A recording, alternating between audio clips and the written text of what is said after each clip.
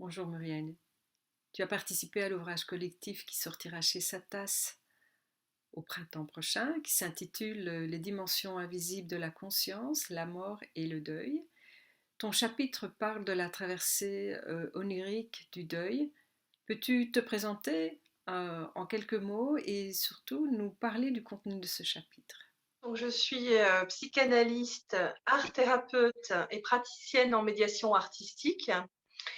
Et ce travail est un travail en fait qui m'amène notamment à travailler beaucoup avec les rêves, puisque c'est un peu le matériau de base de mon activité. Et c'est comme ça qu'est venue l'idée d'écrire ce chapitre pour le livre sur la traversée onirique du processus de deuil. Donc concrètement, je commencerai par cette phrase du Talmud que j'aime beaucoup qui dit que tout rêve qui n'est pas interprété, c'est comme une lettre qui n'est pas ouverte.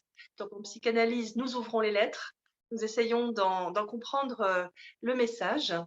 Et on pourrait se dire, si on reste sur cette métaphore, que la personne qui nous envoie le message, eh bien, ça peut être notre inconscient, ce que moi je nomme l'invisible en nous, ou bien ça peut être, pourquoi pas, c'est peut-être la thèse de certains participants du forum et certains auteurs du livre, c'est que cet expéditeur de messages, eh bien ça peut être quelqu'un, quelque chose qui serait situé dans l'invisible en dehors de nous, dans d'autres dimensions par exemple.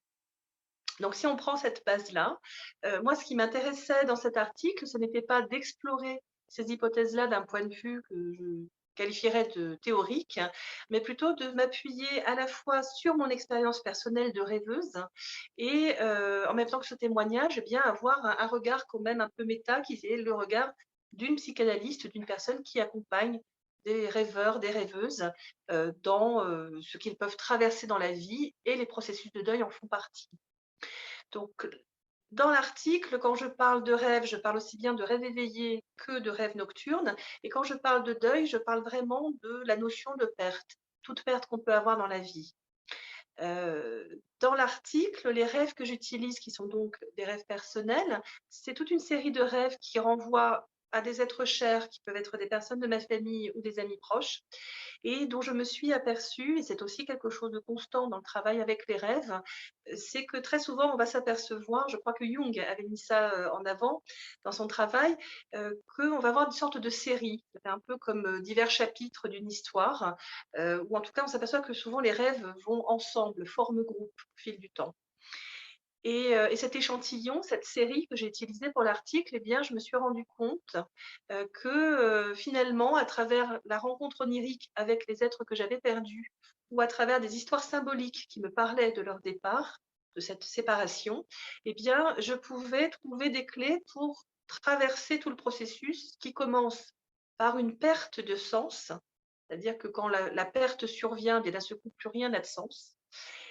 Et le travail avec les rêves, à travers leurs différents messages et aussi leur fonction, leur potentiel de transformation, peut nous apporter, progressivement nous amener sur une sorte d'autre rive qui serait la retrouvaille avec le sens.